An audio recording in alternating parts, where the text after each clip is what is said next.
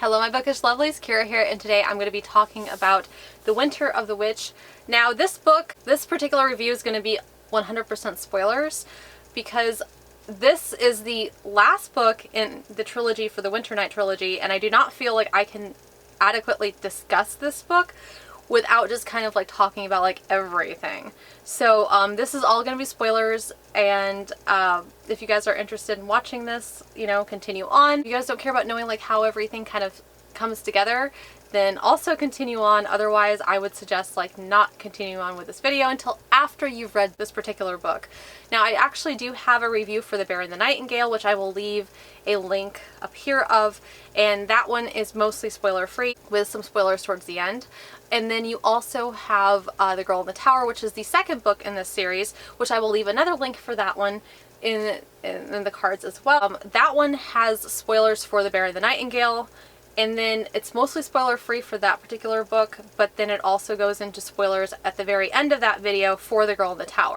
So we're going to go ahead and get into this. This is a adult Russian fantasy folklore type fantasy book, which actually like I really loved this series. Like I actually ended up loving it like a lot more like than I felt like it didn't quite live up to the hype for me, but it was really close. Like I was really impressed with everything that happened in all three of these books. And after having read all three of these books, I understand like why the first one was paced so slowly. The second book was very, very intense, and this was kind of like, this had some intensity to it, but it was more of a wind down to the entire trilogy. And it was kind of like working on trying to sew up like the rest of the loose ends like that were left from the previous two books, like that we didn't quite get to in those. I ended up rating this book a 4 out of 5 stars, just to give you guys like some context like about like how I felt about the book overall. But we're gonna go ahead and get into the discussions now of this book. So there is a trigger warning in here for death of a pregnant woman and unborn baby. So this book actually picks up directly where The Girl in the Tower left off. Vasya had released Cassian's horse, who was just as wonderful and beautiful as her horse, the horse that she got from the Winter King, Marzocco. But at this point, the Marzocco has disappeared from the world because we are getting into the summer months.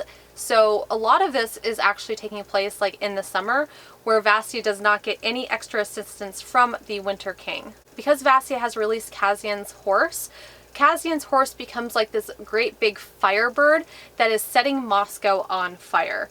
Like it is getting really bad out there, and she feels extremely guilty for it because like everything is just up in flames. So I mean, I feel like that like right there kind of, you know, like shows like this cover like very, very adequately, because like that is exactly what's happening on here.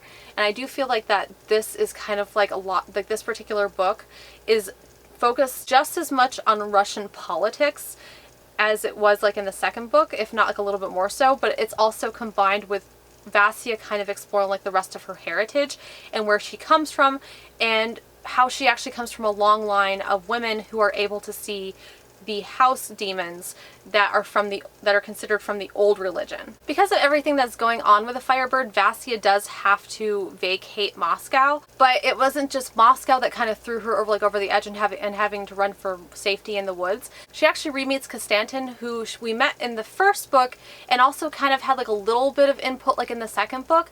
He is the priest that lived in her village, that was actually recruited in her village during the first book. Konstantin has always seen Vasya as a witch because she doesn't fit into the norm, and also he knows that she is able to see these house demons, and he is well aware like that she has abilities like that a lot of other people don't. So right away he believes like that she's a witch, and he calls her out on it.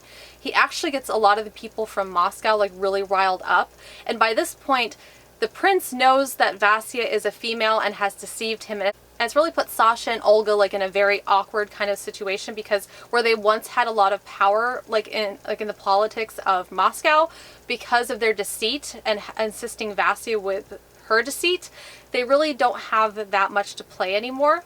Vasya actually has to run out into the woods for safety because she actually does manage to get free from Konstantin, but she has to find safety away from Moscow, like where everybody, including the villagers that Konstantin has riled up, believe that she is a witch. In the midst of everything, Marzocco uses the last of his energy to come out and save Vasya from herself in the woods and leads her to shelter before he disappears for good for the season. During all this, Vasya starts meeting like other demons, like more powerful demons, like out in the woods, and she actually meets this one Midnight who knows her and knows her heritage and really kind of goes into where Vasya came from. While Vasya is out discovering herself in the woods, Constantin ends up running into the bear, who is our antagonist from the first book, because Marzocco could not save Vasya in the woods without coming to a bargain with the bear. Because Constantin was bewitched by Vasya in the first book and has been obsessing about her ever since, Constantin wants nothing but revenge, and so the bear guarantees him revenge against Vasya if Constantin accepts the bear's help in manipulation of the entire Moscow. Prince Dmitri is at Constantin's mercy. Constantin now holds the general opinion of the population and the direction like that it's headed. So Dmitri actually has to cater to Constantin in order for his head to not end up on a pike. During all of this, Vasya continues to live in a world of midnight where she is discovering who she is, her heritage.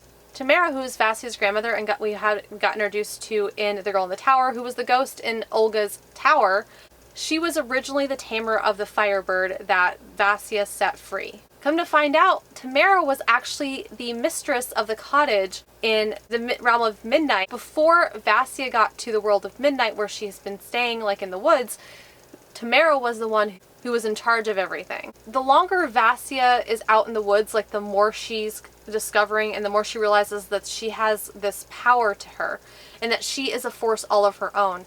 We have at this point 3 different powers. We have Marzocco, who is the Winter King, and he has a power unto himself, and there are people like this swear fealty to him.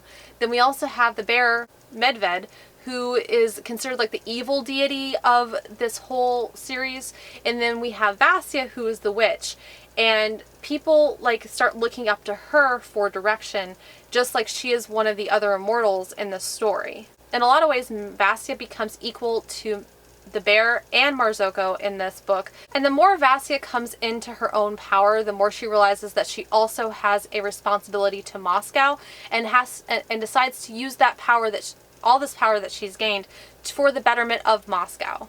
Because Marzocco is now in a different realm, very separate from her own, and has disappeared for the season, Vasya has to leave the realm of midnight to seek him out, and when they meet again, he does not remember her, not completely, and it takes some time.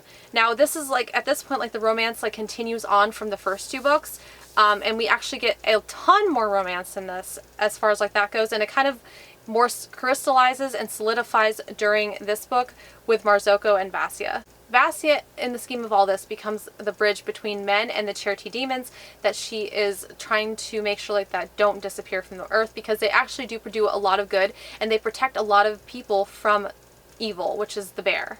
The bear actually ends up swearing himself to Vasya in order to free himself, because during like the course of things, Vasya has to figure out how to cage him again. But then she bargains with him later on in the book to make sure like that she has him on her side. And for once, Vasya, Marzocco, and the bear are all on the same side, fighting for the same cause. Now, they may not all have like the same kind of benefits in mind, but the bear actually loves chaos. He loves destruction. So it kind of makes things easy for him because this is during wartime. And by the time Vasya gets back to Moscow, things are pretty much in heightened turmoil, and she has to figure out how to use all of her newfound power in order to better and protect Moscow. Now, Vasya's storyline and heritage gets a lot more complex as we find out more about Vasya, and this is, for me, like was one of the biggest twists, because I in no way, shape, or form saw this coming. Vasya is the descendant of the Sea King. Tamara, Vasya's grandmother, bore the Sea King twins in the forest. So Vasya is the Sea King's great granddaughter, which I just thought that was just so... that was a lot, but like I was just so tickled pink, because like it's like I think that her storyline cannot get any more complex, and we get more complexity and we get more layers added in, and it just becomes like even more like extraordinary. And like the fact that she's not from like this normal heritage, and had she suppressed everything that she was supposed to be, she never would have discovered herself. She never would have bloomed and become this powerful deity unto herself. And that's one of the things I love about the main character in this. Like, I just think it's just so amazing. Everything that's going on in this, when Vasya returns to Moscow and there's a battle, the battle is actually modeled after the Battle of Koklyevo, and it was a famous battle in Russia in the 1300s. So this actually does have, come to find out, a much more historical element to it than just like the fantasy aspect. With this, like, we kind of see more of a historical fantasy coming to light, not just the setting, but like everything that's going on at the time. I absolutely loved this. Now, I do not think that the overall pacing was as quick as it was in The Girl in the Tower, which is like why I gave it a 4 out of 5 stars. I do think that this particular book was very intriguing in a lot of ways, because we find out so many more new things about Vasya. Like, we get a lot of action, like as far as wartime action, and as far as like the character arcs, like of Marzocco and the bear and everything else that goes on, like it just becomes this whole interconnected thing. And I really, really love that about this book. But right towards the beginning, like when she was in the woods, like discovering herself, I feel like the pacing like for that was a little bit too long for me. Like, I feel like she spent almost too much time in the woods. And while I understand like why she was spending time in the woods, I don't feel like it was fast paced enough for me. Like, I actually got like a little bit like, especially like after reading The Girl in the Tower, like that was non-stop action, because I read these like one right after the other. I just felt like that portion of it kind of lagged a little bit for me, which is like why I ended up rating this particular book a 4 out of 5 stars.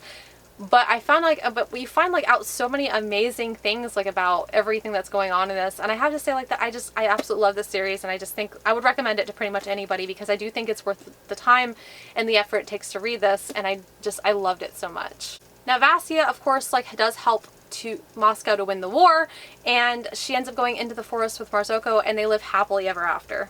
Who doesn't love an ending where the romance actually pans out and actually kind of like becomes more, because it's just, I just love it. So, well guys, thank you so much for watching. I hope you guys like this review. If you guys like this review, hit the little like, hit subscribe, and hit the little bell icon if you guys want to receive emails every single time I post. I'm also on Amazon, Instagram, Twitter, and Goodreads. Those links are linked in the description below, and I will see you guys again very soon.